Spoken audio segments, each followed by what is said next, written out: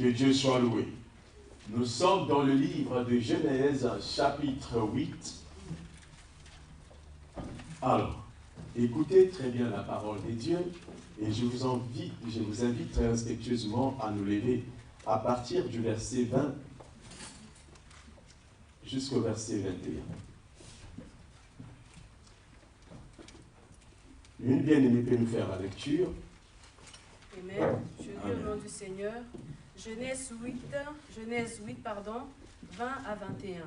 Noé bâtit un autel à l'Éternel et y prit de toutes les bêtes pures et de tous les oiseaux purs et il offrit les holocaustes sur l'autel. 21. L'Éternel sentit une odeur agréable et l'Éternel dit en son cœur: je ne maudirai plus la terre à cause de l'homme, parce que les pensées du cœur de l'homme sont mauvaises dès sa jeunesse, et je ne frapperai plus tout ce qui est vivant comme je l'ai fait. Amen. Amen. Toujours dans Genèse, chapitre 12, à partir du verset 8, juste le verset 8. Genèse 12, le verset 8. La Bible déclare: il se transporta de là vers la montagne à l'orient de Béthel. Et il dressa ses tentes, ayant Béthel à l'occident et Haï à l'orient. Il bâtit encore là un autel à l'Éternel et il invoqua le nom de l'Éternel. Amen. Amen. Toujours dans Genèse, vous ne serez pas perdus, ne vous inquiétez pas. Chapitre 35, à partir du verset 1 jusqu'au verset 3. Je lis au nom du Seigneur, Genèse 35, verset 1. Dieu dit à Jacob: lève-toi, monte à Béthel et demeure-y. Là, tu dresseras un autel au Dieu qui t'a apparu, lorsque tu fouillais Ésaü, ton frère. Jacob dit à sa maison et à tous ceux qui étaient avec lui: ôtez les dieux étrangers qui sont au milieu de vous, purifiez-vous et changez de vêtements. Verset 3. Nous nous lèverons et nous monterons à Béthel. Là, je dresserai un autel au Dieu qui m'a exaucé dans le jour de ma détresse et qui a été avec moi pendant le voyage que j'ai fait. Amen. Et enfin, prenons nos Bibles dans le livre des Nombres, chapitre 22, le verset 1 à 2, non, à 3 aussi. Et tu me liras juste le verset, chapitre 23, le verset 1. Donc, Nombre 22, de 1 à 3. Et chapitre 23, juste le verset 1. Je lis au nom du Seigneur, Nombre 22. Les enfants d'Israël partirent et ils campèrent dans les plaines de Moab, au-delà du Jourdain, vis-à-vis de Jéricho. Balak, fils de Tchippor, vit tout ce qu'Israël avait fait aux Amoréens, et Moab fut très effrayé en face d'un peuple aussi nombreux, et fut saisi de terreur en face des enfants d'Israël. Verset 23, chapitre 23, verset 1. Balaam dit à Balak: bâtis-moi ici 7 autels et prépare-moi ici 7 taureaux et 7 béliers. Amen. Amen. Parole du Seigneur. Amen. Alléluia. Amen. Je vous en prie, asseyez-vous. Que Dieu soit loué. Alors, je ne sais pas si vous avez fait attention à la lecture que nous avons lue tout à l'heure. Et il y a quelque chose qui revient dans chaque lecture. Si vous l'avez réellement lu et attentivement, vous allez vous rendre compte qu'il y a un mot qui revient: bâtir l'autel. Amen. Ce matin, je vais t'exhorter au travers de cette parole sous un thème que je vais intituler « Restaure ton autel ». Alléluia. Bien-aimés dans le Seigneur, dimanche passé, nous avons parlé d'un homme. Un homme qui, n'est-ce pas, était triste parce qu'il y avait des adversaires qui venaient les attaquer. Et Dieu va dire à cet homme: va avec la force que tu as.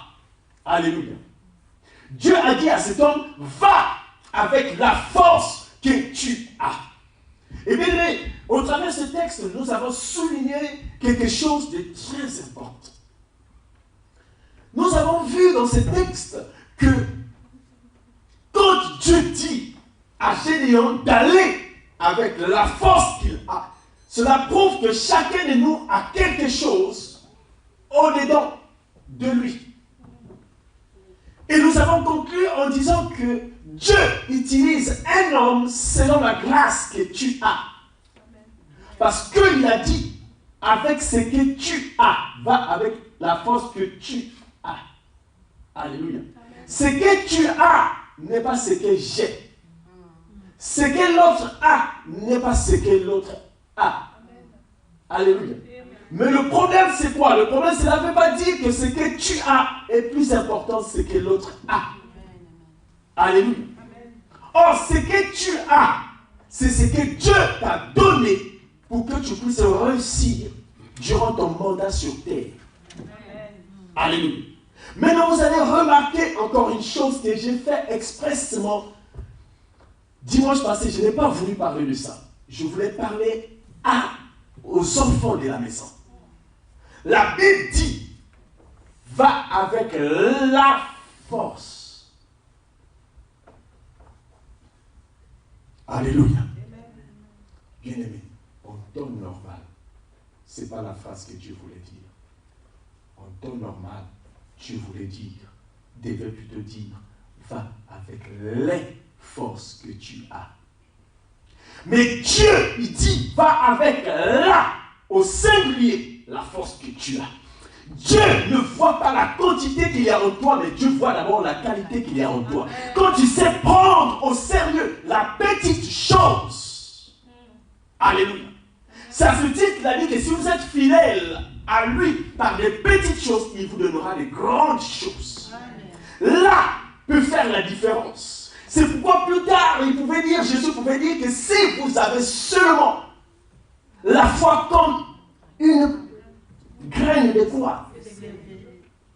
Voyez-vous, la petite graine de sénévé peut faire la différence. C'est pourquoi j'aime bien vous dire qu'on peut avoir la foi, une grande foi pour ne rien faire et avoir une petite foi pour faire des exploits. Amen. Dieu dit avec la, il n'a pas dit avec les.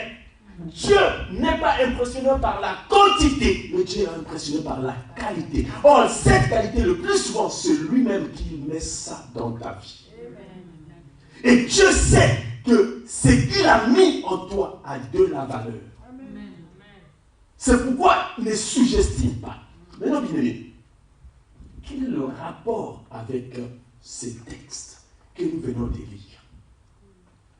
Nous ne pouvons pas aller à la rencontre de notre destinée si nous n'avons pas encore restauré notre autel. Alléluia.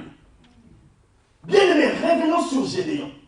Laissez-moi vous dire que la raison fondamentale qui a fait que les enfants d'Israël pèrent devant leurs ennemis, parce que leur cœur, leurs autels a été renversé. Alléluia. Amen. La Bible nous dit dans Genèse chapitre 9, Noé bâtit un autel à l'Éternel et prit de toutes les bêtes pures et de tous les oiseaux purs et il offrit à l'Éternel des holocaustes sur l'autel. L'Éternel sentit une odeur agréable et l'Éternel dit à son cœur, je ne mangerai plus la terre. Bien-aimés dans le Seigneur, laissez-moi vous dire que l'autel est avant tout un lieu où l'on sacrifiait des animaux. Amen. Amen. Et quand nous voyons même dès le départ de Genèse, nous allons voir que il y avait déjà cette image de l'autel, laquelle la Bible nous dit que Caïn avait donné des offrandes à Dieu et Dieu n'avait pas exaucé. Mais quand Abel avait fait ses offrandes, Dieu avait exaucé. Abel. Amen. Dieu avait exaucé. Là, vous voyez déjà l'image de l'autel. Amen. Maintenant, l'autel, ça représente quoi dans notre vie aujourd'hui? L'autel représente tout simplement ton cœur. Amen.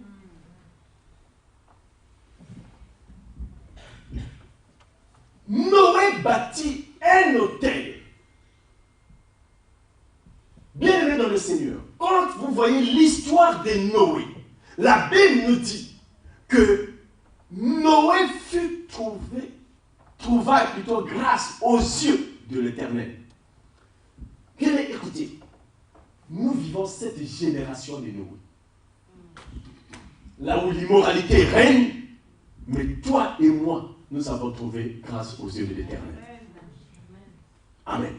Maintenant, ce qui fera la différence, c'est que quand Dieu a sauvé Noé, la Bible dit que Noé bâtit un autel.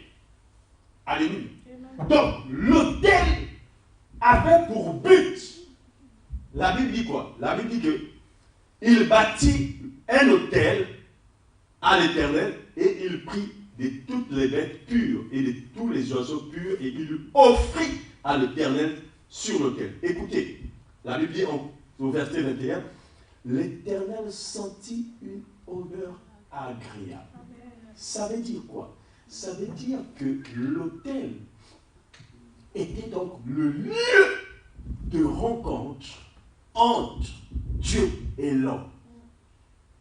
Et le lieu de rencontre entre Dieu et l'homme, c'est non autre que ton cœur. C'est dans ton cœur que Dieu parle. C'est dans ton cœur que Dieu te parle et te visite. Alors, le cœur est donc le lieu où Dieu veut que tu exaltes son nom. Quand la Bible dit qu'il offrit à Dieu, la Bible parle ici l'image de la louange et de l'adoration, mais encore plus des actions de grâce. Nous rendons à Dieu des actions de grâce par rapport à la disposition de notre cœur. Personne ne peut louer Dieu ici si son cœur n'est pas en bon état. Personne ne peut adorer Dieu si son cœur n'est pas en bon état. Bien aimé, si nous voulons aller avec la force que Dieu nous a donnée, restaurons d'abord nos autels. Pourquoi? Regardez. La Bible nous parle de 850 prophètes de Baal. Contre qui? Contre un seul prophète. Qui était qui? Élie. Alléluia. Mais regardez, quand Dieu veut confondre les gens, il utilise son serviteur. Il dit, venez et vous allez voir. Et vous saurez aujourd'hui qui est le véritable Dieu. Amen. Bien, mais Élie avait le secret. Amen. Et quand vous voyez la première des choses qu'Élie a fait, il demande d'abord au peuple de renverser les autels et de restaurer l'autel de Dieu. Amen. Bien aimé, ça veut dire quoi? Tu ne peux pas avoir de victoire si ton cœur est blessé. Amen. Un pasteur qui n'a pas un autel restauré va communiquer des blessures. Une église qui n'a pas l'autel restauré, ce serait une église aussi blessée. Mais ne prenez pas ça à la légère, parce que l'autel aujourd'hui est le centre où Dieu et toi vous vous rencontrez et vous communiquez. Et le diable le sait. C'est pourquoi il met dans ton cœur des mauvaises pensées. Amen. Et Dieu, dans son amour, il va dire quoi? Que tout ce qui est bon soit quoi? L'objet de vos pensées.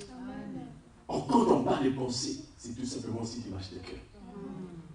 Alléluia. Bien aimé dans le Seigneur, écoutez, ne prenez pas ça à la légère. Pourquoi? Parce que Jésus, quand il arrive, la Bible nous dit dans Luc 4, que l'Esprit de Dieu m'a oint pour faire quoi? annoncer la bonne nouvelle. Mais regardez le 2, c'est pour faire quoi? Pour restaurer le cœur brisé. C'est pour vous dire que l'évangile ne peut pas passer si le cœur n'est pas encore restauré.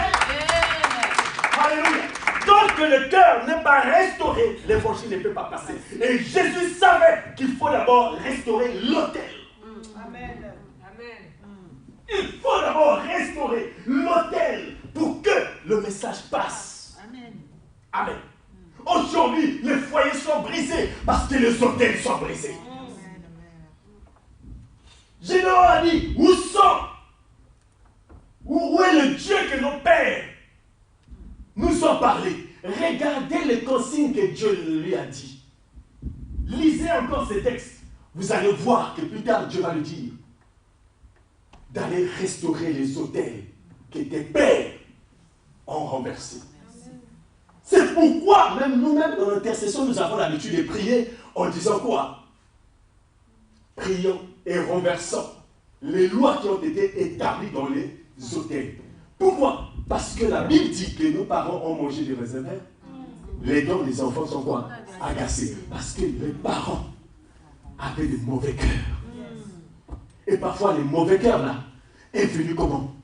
En invoquant des dieux étrangers. Et c'est ce que nous voyons dans les textes que nous avons lus de Nombres, chapitre 22. Alléluia. La Bible nous dit que les enfants d'Israël sortent en sortant d'Égypte.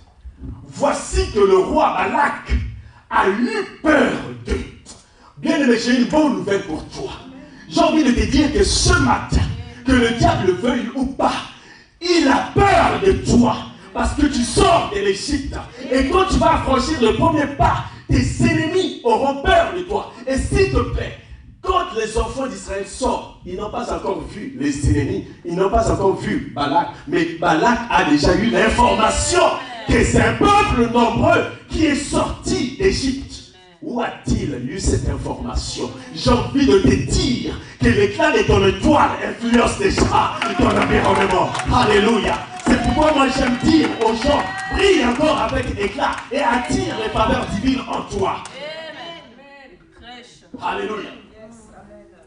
Ils n'ont pas, les enfants n'ont pas vu, les enfants d'Israël, mais l'adversaire est déjà au courant. Je m'en vais te dire que tes adversaires sont au courant de ce que Dieu va faire de toi. Alléluia. Amen. Maintenant, le problème, c'est quoi? Le problème, c'est que Balak va aussi demander à Balaam d'offrir des holocaustes à l'autel. Mais le but de Balak était de faire quoi? De maudire le peuple d'Israël. Amen. Qu'est-ce que je veux vous dire par là? Je veux vous dire par là qu'il y a des gens qui ont un cœur tout simplement mauvais. Donc, c'est pour vous dire qu'un bon cœur existe, mais un mauvais cœur aussi existe. Voyez-vous? Donc, Balak ici, au lieu d'utiliser l'autel de Dieu pour invoquer le nom de l'Éternel, mais il utilise l'autel pour maudire. Donc, il y a des gens qui ont des mauvais cœurs dans le but de nous maudire. Mais gloire soit rendue à Dieu, car quand vous lisez ce texte, vous allez vous rendre compte que Balaam va dire, je ne peux pas maudire ce peuple, parce que ce peuple est déjà quoi? Béni. Oh bien-aimé dans le Seigneur, j'ai envie de te dire que tu es peut-être entouré de gens qui ont un mauvais cœur, mais peu importe qu'ils aient un mauvais cœur, mais pourvu que ton cœur est bon, Dieu est de ton côté. Alléluia. La Bible nous dit dans Genèse, Abraham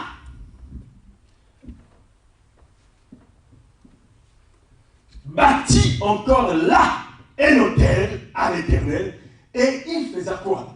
Il invoqua le nom de l'Éternel. Alors, vous allez donc comprendre que le but de l'autel sert à quoi? D'invoquer le nom de Dieu. Tout simplement. Car il a dit que quiconque invoquera mon nom sera quoi? Sauvé. Mais il invoque. Balak veut invoquer ses dieux. Et en ce temps-là, il y avait déjà des dieux des Baals, quand vous lisez bien les textes, dans le but de maudire les enfants d'Israël. Mais Abraham, la Bible dit qu'il bâtit l'autel pour invoquer le nom de l'Éternel. Donc si nous comprenons bien, bien aimés, le but de la restauration de notre autel, de notre cœur, c'est d'être en parfaite communication avec Dieu et d'invoquer son nom. Amen. Alléluia. C'est pourquoi je dis, restaure ton autel. Tu ne peux pas aller à la rencontre de ta destinée avec des blessures intérieures. Amen. J'aime bien vous dire que quand un homme ou quand une femme veut rentrer dans un foyer avec des blessures intérieures, je m'en vais te dire que tu ne donneras rien. Pourquoi? Parce que nous avons cet adage qui dit qu'un cœur blessé blesse. Amen. Mais pourquoi on dit un cœur blessé blesse? C'est parce que Dieu avait déjà tout dit. Dieu a dit quoi? L'homme ne donne que ce qu'il a. Alléluia. En fait, tous les proverbes que vous voyez là ont été déjà tirés par la Bible. Amen. Dieu avait déjà dit. L'homme ne donne que ce que tu as. Mais quand tu es déjà blessé, tu vas donner quoi à l'homme que tu as? Tu vas donner quoi à la femme que tu as? Et les conséquences de toutes ces choses, vous allez voir que ce serait quoi? Des divorces. Amen. Or, le problème, ce n'était pas ça. Le problème, il fallait d'abord restaurer l'autel. Amen. Amen. Et quand vous voyez, bien aimé, le secret que Dieu donne aux enfants d'Israël contre les adversaires, lisez les textes, vous allez vous rendre compte qu'en toutes choses, Dieu leur disait d'abord, restaure l'autel. Bâtis d'abord l'autel. Maintenant, bien-aimés, regardez. Nous avons lu tout à l'heure dans Genèse 36. Alléluia. Dans Genèse 35 plutôt, nous avons vu quelque chose de très important. La Bible nous dit que Dieu dit à Jacob, lève-toi, monte à Bethel et demeure là. Tu dresseras un autel au Dieu qui t'est apparu lorsque tu fouillais Ésaü, ton frère. Et Jacob dit à sa maison et à tous ceux qui étaient avec lui, ôtez les dieux étrangers qui sont au milieu de vous, purifiez-vous et changez les vêtements. Nous nous lèverons et nous monterons à Bethel. Là, je dresserai un autel au Dieu qui m'a exaucé dans le jour de ma détresse et qui a été avec moi pendant le voyage que j'ai fait. Bien, moi j'aime ce texte. Pourquoi? Parce que ce texte nous montre les conditions qu'il faut remplir pour restaurer notre autel. Et ce texte est très important. Alléluia. C'est pourquoi en tant qu'enfants de Dieu, toutefois, quand nous méditons la parole, nous devons demander à l'Esprit, au Saint-Esprit, de nous ouvrir les cieux. Combien de fois avons-nous lu ce texte? Alléluia. La Bible dit que Dieu dit à Jacob, lève-toi et monte à Bethel. Mais quand Dieu dit à Jacob, lève-toi et monte à Bethel, Jacob était où? Jacob était à Sichem. Or, vous savez qu'à Sichem, l'une des filles de Jacob avait été déshonorée. Et cela a laissé une blessure intérieure, a déshonoré, n'est-ce pas, le père. Mais de surcroît, les enfants de Jacob, bien aimés, ils étaient en colère. Alléluia. Et ont commencé même à tuer les habitants de Sichem. Et Dieu, il visite son serviteur et lui dit, monte maintenant à Bethel. Donc, bien-aimé dans le Seigneur, ce matin, j'ai la joie de te dire que tu dois oublier les endroits où tu as été humilié. Tu dois oublier les endroits où tu as pleuré. Tu dois oublier les moments de souffrance. Mais Dieu t'invite à monter à Bethel ce matin. Mais voici la condition que tu dois remplir avant de monter à Bethel. Écoutez ce que Dieu va lui dire. Jacob dit à sa maison et à tous ceux qui étaient avec lui, ôtez les dieux étrangers qui sont au milieu de vous. Alléluia. Bien-aimé dans le Seigneur, quel est ce Dieu étranger qui est dans ton cœur? Alléluia. Ça paraît simple, mais Dieu dit, ôtez les dieux étrangers. Il précise les dieux étrangers qui sont dans ton cœur. Bien, si tu commences à te perfectionner sur quelque chose qui n'est pas de la volonté de Dieu, ça veut dire que ça, c'est un Dieu étranger. Alléluia. Dans ton cœur, est-ce que si Dieu vient, il trouvera que toi, lui seul règne dans ton cœur? Qu'est-ce qu'il y a dans ton cœur? Amen. Quel est le Dieu étranger que tu dois débarrasser dans ton cœur? Est-ce l'orgueil? Est-ce l'impudicité? Quel est le Dieu? Est-ce que c'est l'amour d'argent? Bien-aimé dans le Seigneur, il y a des dieux dans ton cœur. Ça peut être la nervosité, la colère, la jalousie. Il y a des dieux dans ton cœur. La parole de Dieu, ça fait parfois mal, mais il faut l'accepter comme tel. Parce que c'est dans le mal. C'est dans ces choses que Dieu dit pour nous délivrer. Vous savez, il y a beaucoup des enfants de Dieu aujourd'hui qui marchent avec les dieux étrangers dans leur cœur, mais sans se rendre compte. Et vous vous étonnez, bien-aimés, que rien ne marche dans ta vie. La Bible dit, ôtez. Amen. Bien-aimé, si tu n'enlèves pas, tu ne verras pas. Et bien-aimé, qu'est-ce que nous remarquons? Dieu n'a pas dit, je vous enlève, je vous ôte, mais il dit, vous-même. Parce que ce que tu as mis dans ton cœur, ce n'est pas lui qui t'a mis ça, c'est toi-même. Qui avait mis Lazare au tombeau? Est-ce que c'est moi, Jésus? Non. Ôtez la pierre. Amen. C'est pas moi qui avais mis Lazare. Marie, je t'avais déjà dit. Si tu crois, tu verras. Mais pourquoi vous êtes allé le mettre au tombeau? Où l'aviez-vous mis? Ah, c'est là. J'ai compris pourquoi Jésus a pleuré. En fait, il a pleuré à cause de l'incrédulité des hommes. Amen. Alléluia. Donc, Marie, quand je te disais que si tu crois, tu verras, tu ne m'as pas cru. Marie, tout ce que je disais là, tu ne croyais pas. Alléluia.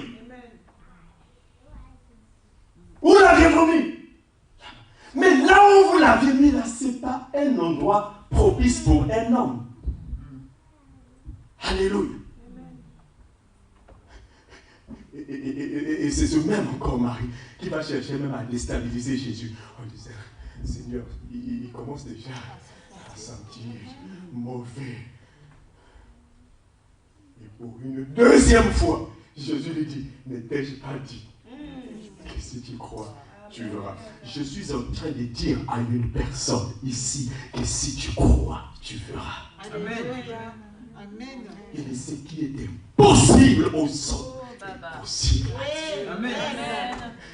Seigneur, fais-moi voir ta gloire. Seigneur, alléluia. Bien, ce qui est impossible aux hommes est possible à Dieu. Il dit, où l'avez-vous mis? Et on l'a conduit au lieu où on l'avait mis. Mais quand Jésus arrive à ce lieu, la première des choses qu'il dit, ôtez la pierre.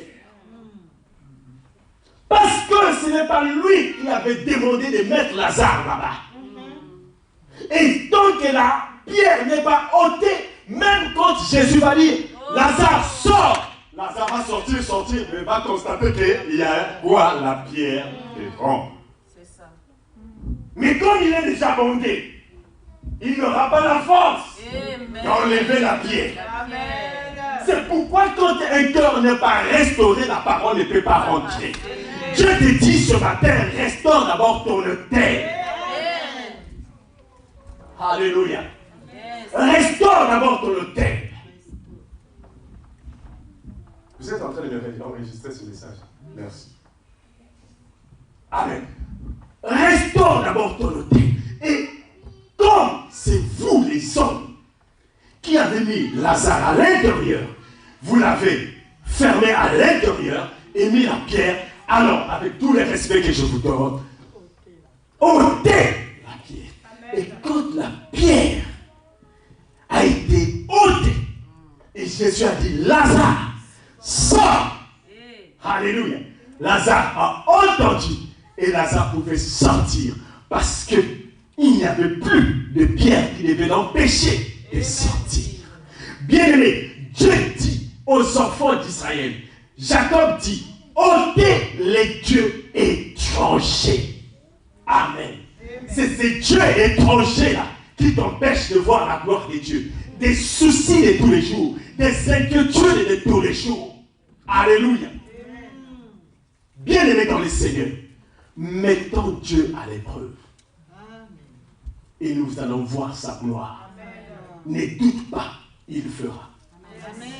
Alléluia. Il fera. Bien-aimé, il dit, ôtez les dieux étrangers du milieu de vous, et s'il vous plaît, il continue en disant, purifiez-vous. Amen. Bien-aimé, il n'y a pas de victoire sans confession, sans regret.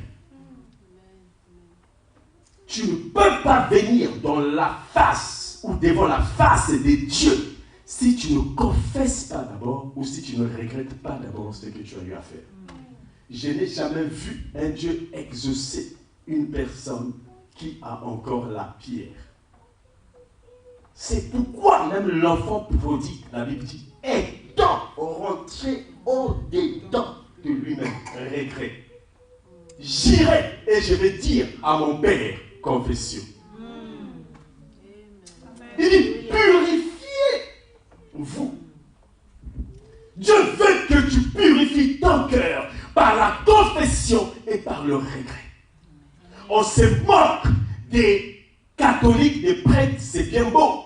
Mais sachez que l'aspect, c'est ce que Dieu demande. Laquelle? La confession. Il y en a peu des enfants de Dieu qui viennent me voir pour me dire, pasteur, regarde, je fais ceci, je fais cela, et tout. La Bible nous dit dans la Bible, confessez. La Bible dit confessez. Allez-y voir les aînés dans la foi et confesser. C'est vrai que tu ne peux pas confesser tes péchés à tout le monde parce qu'il y a d'autres personnes qui ne peuvent pas garder cela. Mais à ton Père dans la foi, tu dois le faire. Pourquoi? Parce qu'il va maintenant t'orienter. Déjà, il va prendre ton mal comme pour lui.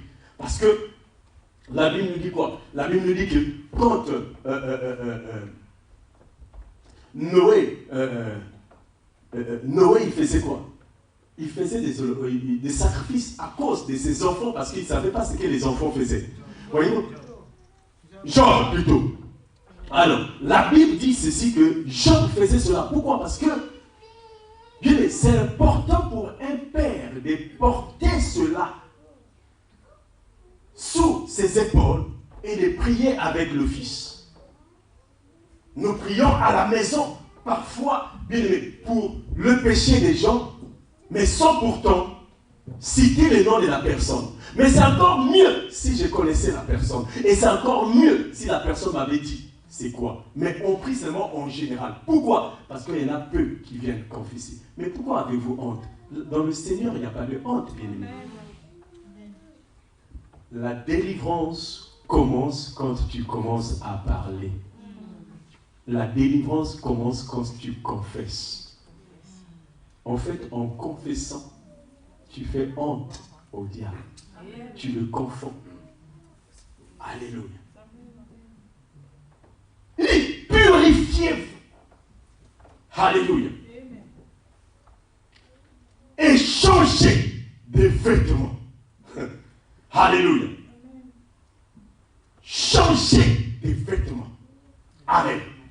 Bien-aimé dans le Seigneur, le vêtement que tu portes aujourd'hui n'est pas un vêtement propice pour servir Dieu. C'est pourquoi, quand l'enfant prodigue s'est présenté devant son père, la Bible dit que Dieu ordonna qu'on lui change quoi? Les vêtements. Amen, amen. Alléluia. Bien-aimé dans le Seigneur, il y a un vêtement et un vêtement. C'est pourquoi vous voyez par exemple Élisée. La Bible nous dit que Élisée avait demandé une double portion à son père dans la foi Élie. Quand Élie l'a laissé le manteau, la Bible dit que Élisée a déchiré son ancien vêtement et il a pris le manteau de son père. Amen. Bien-aimés dans le Seigneur, nous devons, n'est-ce pas, changer les vêtements spirituels. Amen. La Bible dit, revêtez-vous. Amen. Revêtez-vous. Mais de quoi allons-nous nous revêtir? En premier, c'est la personne de Jésus-Christ. Amen. Revêtez-vous. Changez de vêtements. Amen. Et la Bible dit, nous nous lèverons et nous monterons à Bethel. Amen. Ça veut dire que tant que tu ne changes pas, tant que tu ne changes pas tes vêtements, tant que tu ne te purifies pas, tant que tu ne confesses pas et que tu ne regrettes pas ce que tu as eu à faire, ne cherche pas à aller à Bethel. Or, Bethel, c'est quoi? C'est la maison de quoi? La maison de Dieu. Amen. Quand vous lisez ce texte, à la fin, vous allez voir que plus tard, Jacob va appeler encore ce lieu, non seulement Bethel, il va dire maintenant El Bethel. Amen. Or, El, ça veut dire El Shaddai, ça veut dire quoi? L'Éternel. Donc, El Bethel, Jacob voulait tout simplement dire que désormais dans mon cœur, c'est plus moi qui dirige, c'est El Bethel, c'est le Dieu Tout-Puissant qui règne maintenant dans mon cœur. Alléluia.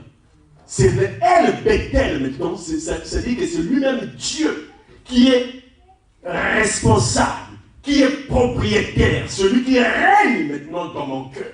El Bethel. Alléluia. C'est bien beau d'aller à Bethel, la maison de Dieu, mais c'est encore mieux de faire de ton autel le El Bethel. C'est Dieu qui doit régner dans ton cœur. C'est pourquoi aujourd'hui, il n'y a plus le El Bethel, mais nous avons accepté Jésus-Christ comme notre Seigneur et Sauveur personnel. En d'autres termes, ça veut dire que c'est Jésus qui doit régner dans notre cœur. Amen. Amen. Malheureusement, nous ne lui donnons pas la place qui lui est due. Malheureusement. Amen. Bien-aimé dans le Seigneur, l'autel, c'est ça. Restaurer l'autel, c'est tout simplement restaurer ton cœur. Amen. Restaurer ton autel. Dieu, quand il parle aux enfants d'Israël, il leur disait toujours, bâtis l'autel, restaure ton autel. Pourquoi? Parce que l'autel a été renversé. Bien-aimé dans le Seigneur, l'autel quitté le lieu où Dieu venait visiter son peuple. Mais des hommes commençaient à faire de l'autel un autre lieu. C'est à ce titre que Jésus, un jour, en rentrant au temple, il va chasser tous les vendeurs. Pourquoi? Parce que la Bible nous dit que Christ a dit, ne savez-vous pas que votre temple est la maison quoi? Notre corps est le temple de Dieu. Amen. Donc, Jésus voulait tout simplement nous dire par là que notre cœur, notre corps est sacré. Bien, vous savez, c'est la vérité en plus. Hein. Le plus important, c'est l'esprit. Certes. Après, c'est l'âme. Certes. Après, c'est le corps. Certes. Mais si le corps ne marche pas, où va vivre l'esprit? Comment sera l'âme? Amen. Alléluia. C'est pourquoi c'est important de bien entretenir ton corps. Alléluia. Très, très important. Jésus vient, il voit les vendeurs. Il voit les vendeurs en train de vendre toutes sortes de choses. Bien-aimé dans ton cœur, qu'est-ce qu'il y a dans ton cœur aujourd'hui? Indirectement, tu es en train de vendre des choses. Alléluia. Amen. Je prie que Jésus vienne chasser les vendeurs dans ton cœur. Amen. Alléluia. Je prie qu'il restaure ton hôtel. Amen. Amen. Je prie que Jésus te visite ce matin au travers de cette parole. Amen. La Bible dit que quand les enfants d'Israël sont sortis, Balak a eu peur. Balak va faire quoi? Il va chercher un homme. En ce temps-là, on les appelait les voyants. Ce que nous appelons aujourd'hui les prophètes. Amen. Autrement, on les appelait les voyants.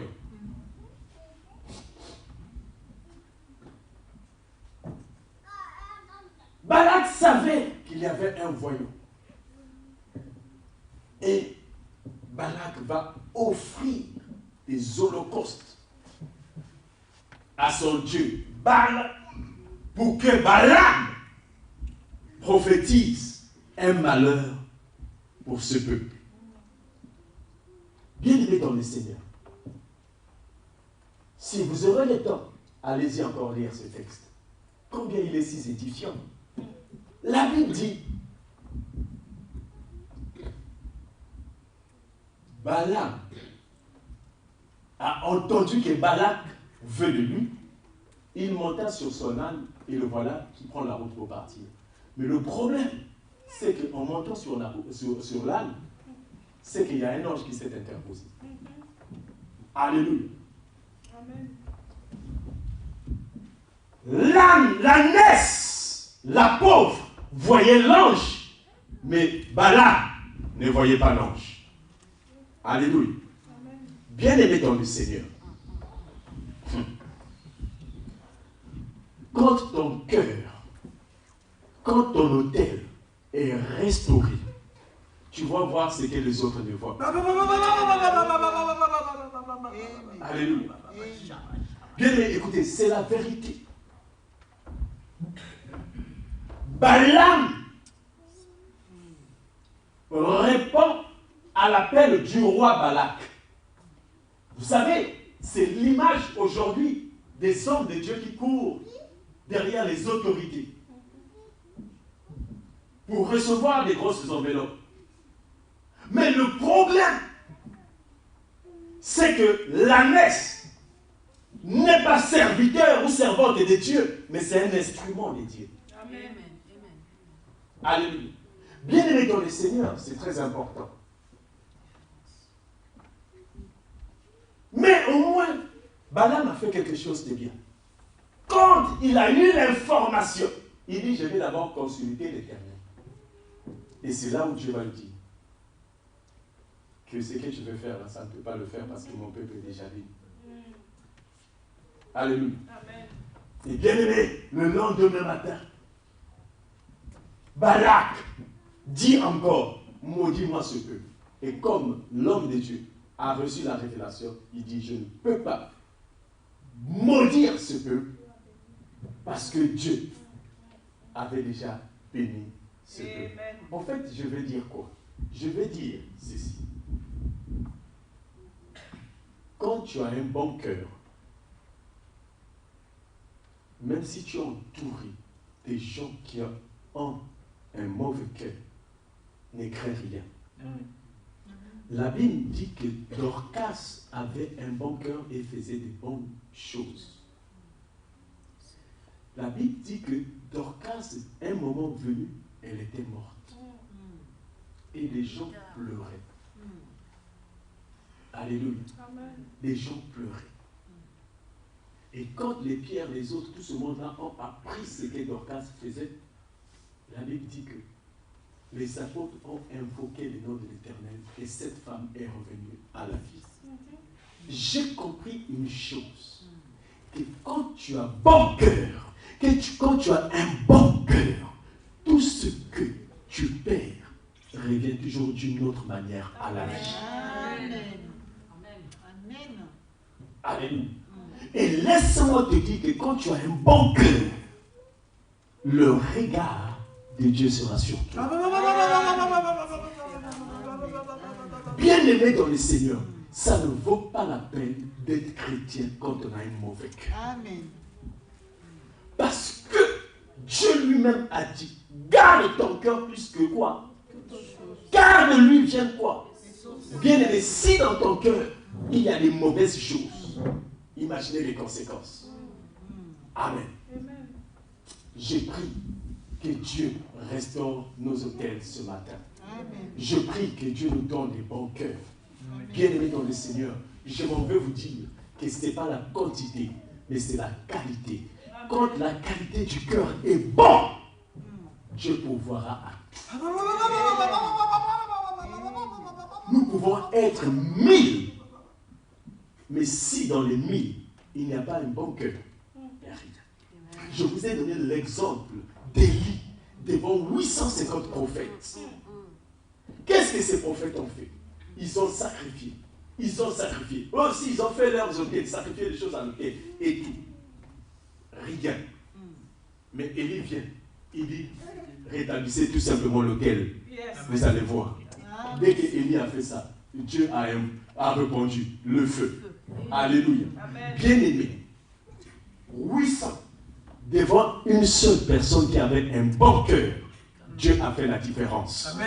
Pourquoi avons-nous peur? Amen. Si tu as bon cœur, bien-aimé, n'aie pas peur. Amen. Marche, car Dieu est avec toi. Amen. Alléluia. Que Dieu vous bénisse. Nous allons nous lever, nous allons prier.